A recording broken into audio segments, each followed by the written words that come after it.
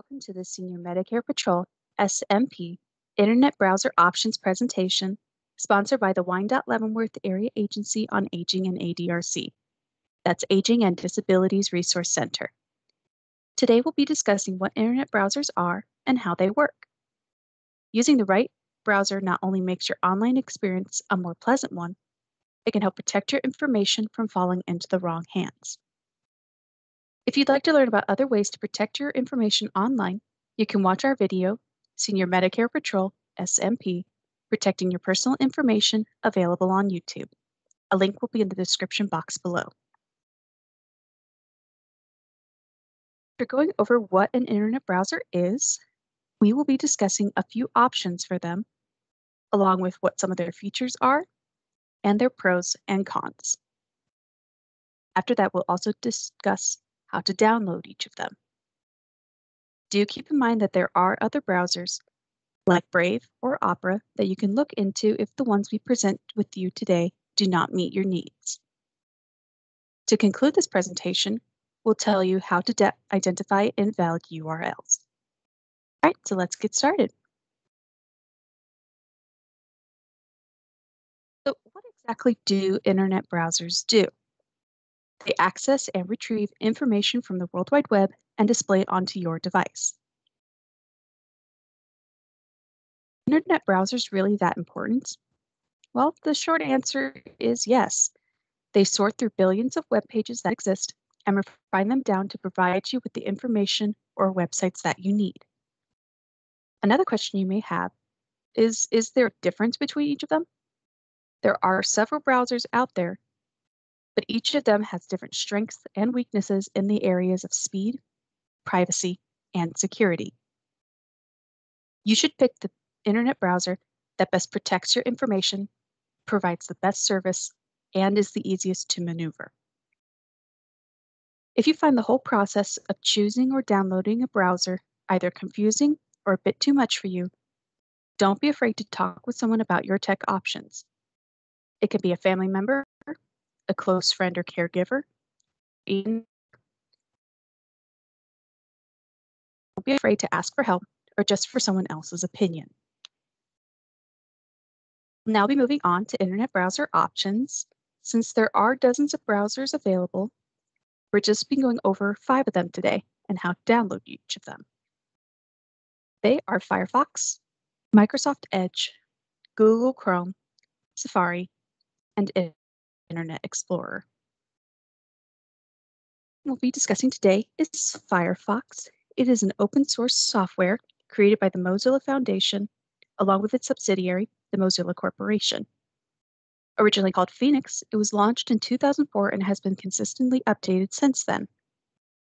Some of the features it offers is Pocket Button, which lets you save a page for later views anytime with just one click. Reader View, which declutters a web page that's loaded with ads, promos, and videos, so you can have an easier time reading it.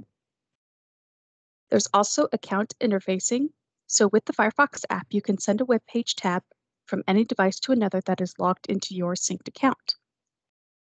Lastly, they have many customizable themes for your toolbar and Windows borders if you wish to personalize them.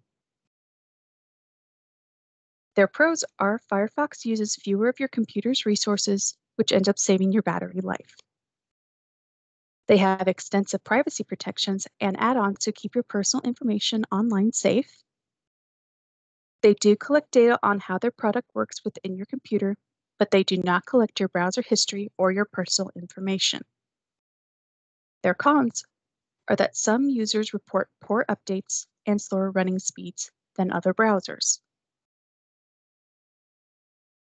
To download Firefox, you'll first need to visit the Firefox download page on any browser that you have.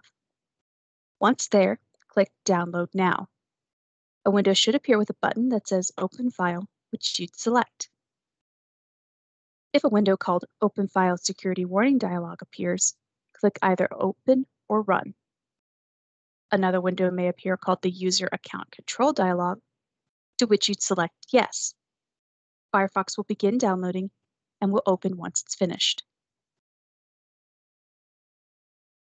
Developed as a separate browser to Internet Explorer in 2014, Microsoft Edge has become one of the de facto browsers for Windows users. Microsoft Edge boasts features such as Reader Mode, Neural Voices, which reads web page text aloud, Password Management, which keeps track of your passwords and where you've used them online, and 4 different homepage styles. They are focused, inspirational, information, and custom. Their pros are that they offer fast web surfing and they are both macOS and Windows compatible. Their cons are that they offer less amount of privacy protections than other browsers, and they are seen by some users as less cosmetically appealing when compared to others. Downloading Microsoft Edge, you'll go to Microsoft Edge's webpage and select either the Windows or Mac OS operating system. If you have an Apple product, you'll select Mac OS. A button that says Download should appear, which you'd click on. 2 more windows will appear, in which the first one you'd select Accept and Download, and for the second, it will just be a window that tells you that the download has begun, so you can just hit Close. Microsoft Edge will open once it's finished downloading.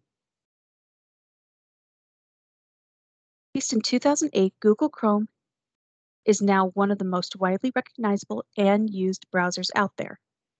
Some of the features available in Chrome are Privacy Sandbox, which are a system of programs to help protect your information and to avoid third-party cookies and tracking, Forced Dark Mode for websites, password managers, and the ability to audio mute tabs.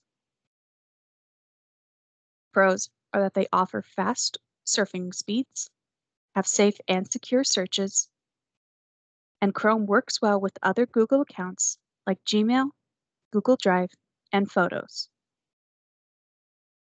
Cons are that Chrome uses up a lot of RAM or random access memories, which can either drain your laptop's battery or slow down your desktop computer. According to a report done by DCN, Digital Content Next, a link to that report will be provided in the description box below, Google collects data that includes location coordinates and page visits. They also do not have built-in VPNs or virtual private networks. To download Google Chrome, you can go to google.com/Chrome and click the blue box that says Download Chrome. A exe file will download, which you'll have to locate within File Explorer. The icon of it was shown here. The file should appear in the download section there. Once open, it will ask if you want to let the file make changes to your device, in which you'll select Yes. Initially released in 2003 for macOS products, Safari is still one of the most used browsers for Apple computers. Some of its features are that it has fingerprinting protection, which prevents web tracking from identifying you by your system. They also have customization for your web pages and offer Chrome and Firefox extensions. Their pros are that since they were developed by Apple, Safari works well with iOS applications, and it helps improve the performance of your Apple devices. For their cons, Safari comes preloaded on all Mac OS systems, so if you don't have an Apple computer and would like to download it, be aware that Apple has not updated Safari for Windows in some time. There are links to download it online for Windows 7 or 10. Their ability to synchronize your data with Safari is rather limited as they only sync to iCloud and no other cloud services are offered. If you have an Apple product and need to update Safari, go to the menu at the bottom of your screen and find System Preferences. An icon of it should be shown here on the right. Once in, find and select Software Update. At the bottom of the page should be a button that says Install. Click on that and the update should begin. Last is Internet Explorer. It is the oldest browser we are talking about today as it was developed in 1995. Despite its age, it offers Immersive Reader, which gets rid of pop-ups and ads while you're reading a web page. It also offers Read Aloud, an enhanced protected mode, which restricts the ability of an attacker to access sensitive or personal information. A pro to using Internet Explorer is that some users find their security features decent. Its cons are that some of it find that Internet Explorer is a bit slower than other browsers, others that it lacks in features, and that it eats up a lot of RAM. If you have Windows 8, 8.1, or Windows 10, Internet Explorer should come preloaded onto your device.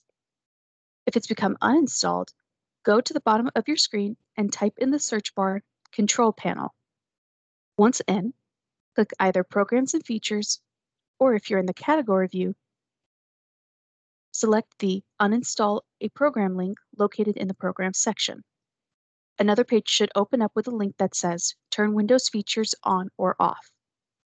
Multiple icons and apps should appear, to which you'll look for the Internet Explorer 11 option and click the box next to it. We'll round out our discussion with identifying invalid URLs.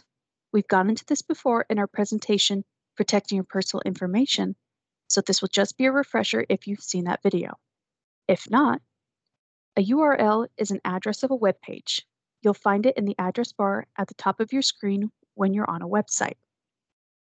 In the address bar, the URL should read as either HTTPS or SHTTP. You'll see it in the top right picture highlighted.